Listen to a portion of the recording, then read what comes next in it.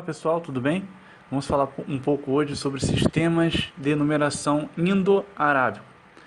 Na região ocupada hoje pelo Paquistão, onde se encontra o Vale do Rio Indo, vive há milhares de anos o povo indiano. Foi esse povo que criou o sistema de numeração que adotamos atualmente.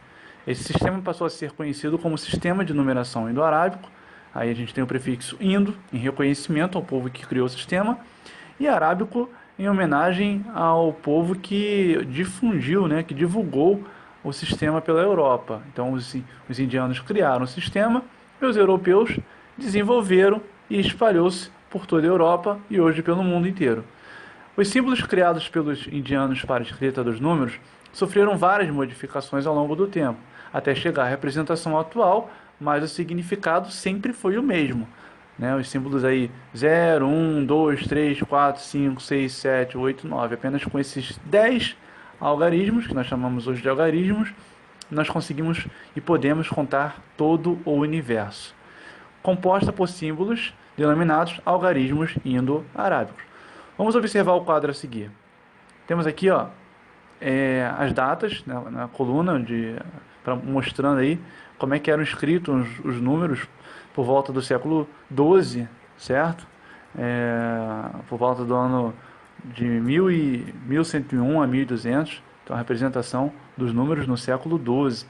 Aí no século XIII, século XIV, século XV, aí já por volta de 1524, os números já estavam bem próximos do que nós escrevemos hoje, certo? Essas modificações podem ser explicadas pelo fato de que os livros eram escritos manualmente, portanto dependiam da caligrafia de seus autores, certo? Então cada um tem uma letra, Eu escrevo deitado, outro escreve em pé, outro escreve garranchão. Por isso que eu falei que o significado era o mesmo, independente de ter sido lá no século XII ou aqui no século XVI, certo? Os algarismos começaram a ser finalmente padronizados quando? Quando inventaram a imprensa. Aí, lógico, uma letra padrão para poder escrever os livros, e tudo mais. Aí as formas foram ficando uniformes. Agora, o sistema de numeração indo-arábico é um sistema posicional. Veja por quê. Lembra que eu falei lá na aula anterior sobre esse sistema babilônico, egípcio? O egípcio não tinha esse critério de posição. O babilônico já tinha o sistema posicional. E agora o indo-arábico, mais do que tudo, depende da posição dos algarismos para poder representar os números. O mesmo algarismo tem valores diferentes para cada posição que ocupa no número, certo? Então vamos lá. Considere, por exemplo, os números 52 e 25. Esses dois números aqui, tá vendo? Eles se utilizam do mesmo algarismo, o algarismo 5 e o algarismo 2. Porém, quando eu troco a posição deles, o valor muda.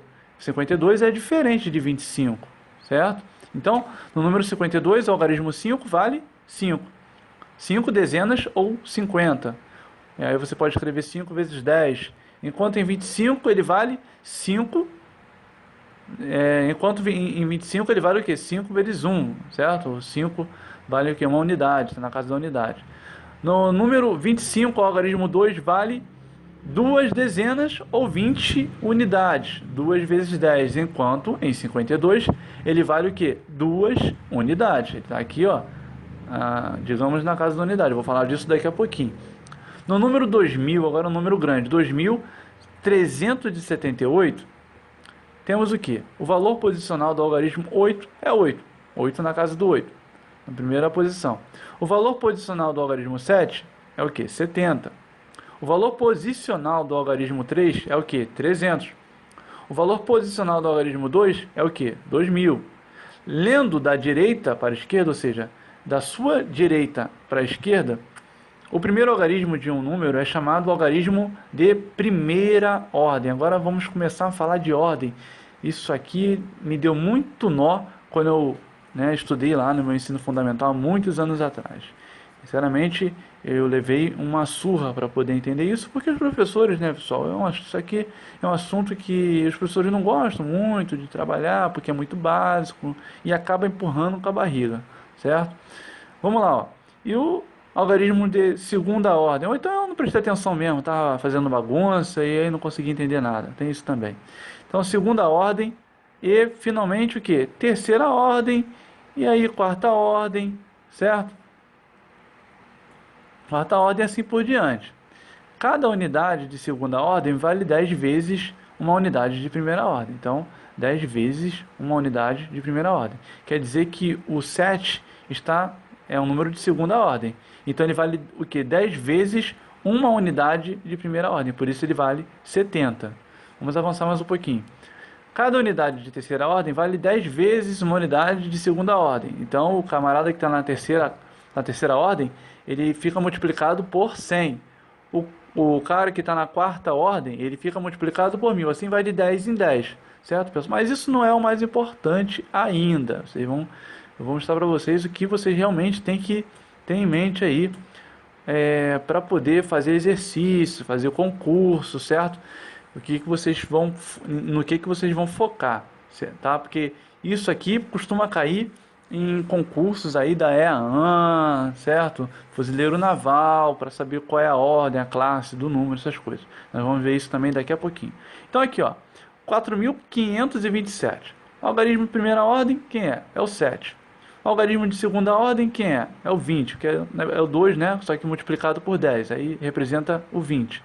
O de terceira ordem é o 5 vezes 10 vezes 10, ali que multiplica por 100. Então isso vai dar o quê? 500. O de quarta ordem é o 4 multiplicado por 1000. E assim vai, né? De quinta ordem, sexta ordem, e vai aumentando cada vez mais. Isso é uma boa dica para quem tem dificuldade de fazer cálculo mental, e a decomposição dos números ajuda bastante a você desenvolver técnicas para fazer cálculos mentais, né? Vamos falar no plural, vamos falar correto. Como cada 10 unidades de uma ordem forma uma unidade de ordem imediatamente superior, o sistema de numeração indo-arábico tem base 10. Base 10, ou seja, nós contamos os números de 10 em 10. Com um algarismo 1 e o 0, você consegue escrever qualquer número, não é verdade? Então, ó, por isso, esse sistema é chamado sistema de numeração decimal, porque a base é 10. Assim, o sistema de numeração em quase todo mundo atual é uma combinação de 4 características fundamentais. Quais são elas, professor? Vamos lá. Está aqui, ó, 4 características fundamentais.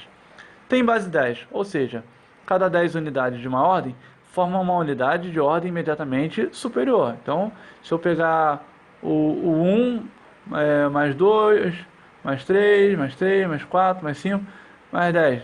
10 números, certo? E multiplicar 10 vezes 10 vai dar o quê? 100. Aí se eu fizer 100 vezes 10 vai dar 1000. E aí, entendeu? Vai aumentando de 10 em 10. Utiliza apenas 10 símbolos, chamados algarismos. Isso eu falei no começo do tópico, certo? Com apenas 10 algarismos, nós temos a possibilidade de contar o universo, né? Que frase linda, eu nem sei se alguém já escreveu sobre isso, mas eu estou falando aqui. É um sistema posicional, isto é, o mesmo símbolo representa quantidades diferentes, dependendo da posição em que se encontra o número. Possui um símbolo para representar o zero. Então, pessoal, isso aqui, esses 4 tópicos, é basicamente um resumo de tudo que nós já lemos até aqui. Vou marcar aqui de amarelão para você não esquecer. Vamos então ao próximo tópico. Leitura e escrita de um número no sistema de numeração indo-arábico. Como se escreve e como se lê um número nesse sistema. Tem muita gente que tem dificuldade em saber quando o número é 10.000, quando é 1.000, quando é 1.000.000, certo? Não consegue fazer a leitura correta. Mas por quê? Porque falta essa base aqui que eu vou trabalhar agora. Olha só. Na escrita de um número no sistema indo-arábico, os algarismos são separados em classes, e cada classe é dividida em 3 ordens. Então, temos algumas classes, temos as classes, certo? Eu vou falar para vocês quais são, e cada classe é separada, dividida em 3 ordens. Com isso, facilita-se a leitura, né? E a escrita do número. Veja as 4 primeiras classes e suas ordens. Então aqui tem 4 classes, é lógico que existem mais, certo? Aqui eu tenho, por exemplo, a classe dos bilhões, mas eu poderia colocar trilhões, quadrilhões, quinquilhões, certo? Mas como a gente não está muito habituado a trabalhar com esses números grandes, então só 4 classes por aqui já está bom, certo? Vamos lá, ó. É, Então, vamos começar da primeira classe. Vamos ler isso da direita para a esquerda, da sua direita para a esquerda. Primeira ordem, primeira classe, unidade simples, certo? São os números que a gente conta em unidade, dezena e centena. Depois, segunda classe, a gente apresenta como sendo unidade de milhar, dezena de milhar, centena de milhar. E depois, terceira classe, é a classe dos milhões, certo? Então, pessoal, se você vê um número com 3 unidades aqui, ó, com 3 algarismos, você já sabe que ele está representando o quê? Um número de uma centena, né? Então, está representando uma centena. Se você vê um número com mais de 3 unidades, com 4, ordem 4, ele já está representando uma milhar. Se você vê um número com ordem 7, com 7 unidades, já sabe que esse número está representando o quê?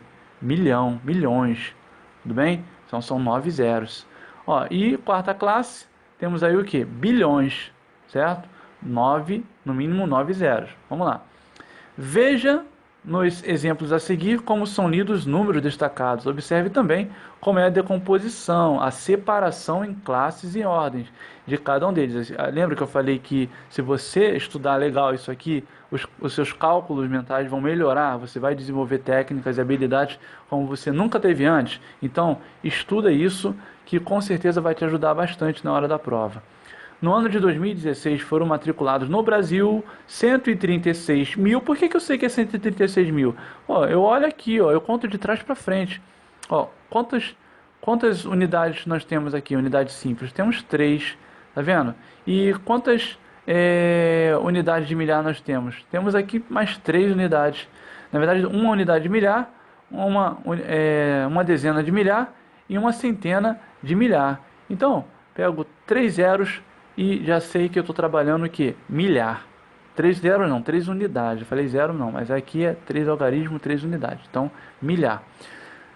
Bom, o que eu estava falando? Ah, sim, vamos lá. No ano de 2016 foram matriculados no Brasil 136.431 alunos em classes com apoio especializado da educação especial destinada à educação com necessidades especiais. Guerreiro, uma outra coisa importante. Não confunda ponto com vírgula. Tá? Se eu coloquei uma vírgula aqui, isso aqui está representando uma fração.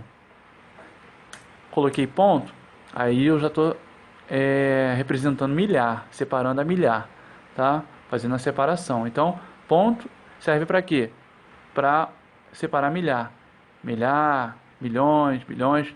Vírgula é para representar número decimal. É lógico que tem calculadora que vai colocar o ponto como vírgula, mas você tem que saber interpretar isso. Legal? Vamos lá então ao próximo quadro. Milhares e unidades simples. Então, o número 136.431, certo?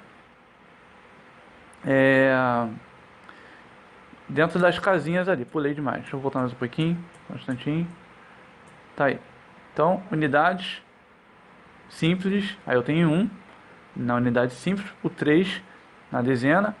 4 na centena, certo? Centena simples. E aí vou para unidade de milhar, dezena de milhar e o que? Centena de milhares. Como é que eu leio esse número?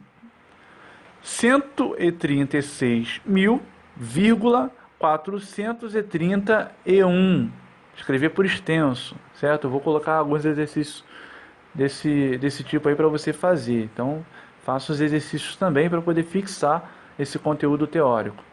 Aí a decomposição do número em milhares, certo? Dezena de milhar, aí aqui unidade de milhar, depois vem centena simples, dezena simples e unidade. Aí a decomposição do número, certo? Vamos ao próximo tópico. As exportações brasileiras foram de... Aí que temos um número grande. Será que você sabe ler esse número?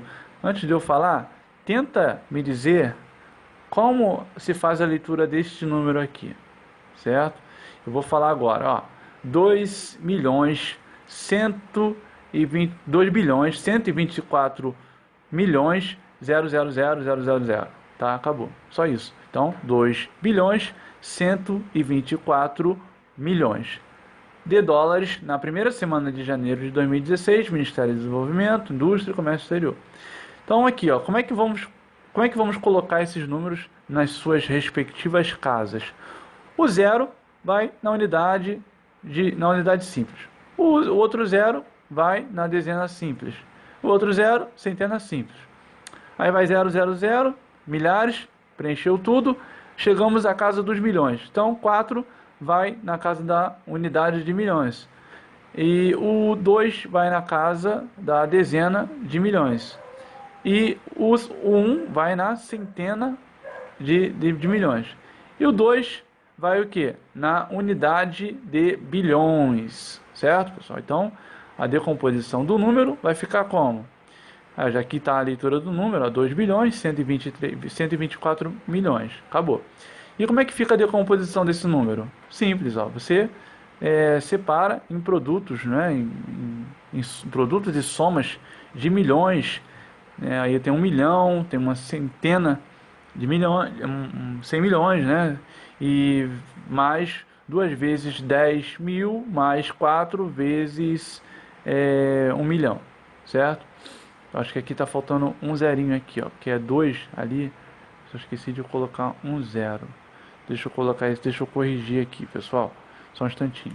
Aqui, aqui e vamos ver se vai ficar certinho agora. Aqui são 10 milhões. 10 milhões. Deixa eu escrever isso aqui certo.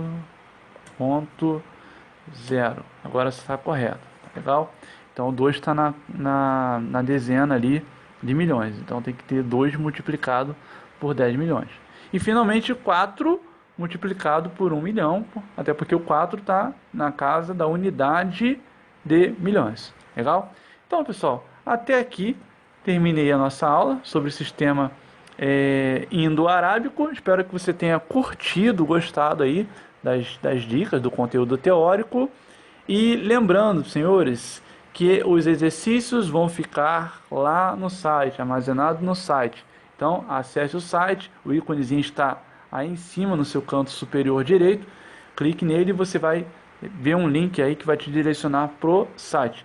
Nossa próxima aula, pessoal, é sobre conjunto não, na verdade, os números naturais. Vamos falar sobre números naturais na nossa próxima aula, nossa quarta aula, não é isso? Terceira ou quarta aula do tópico Ensino Fundamental 6º ano. Valeu? Então, ó, grande beijo, abraço no coração, até a próxima, fui!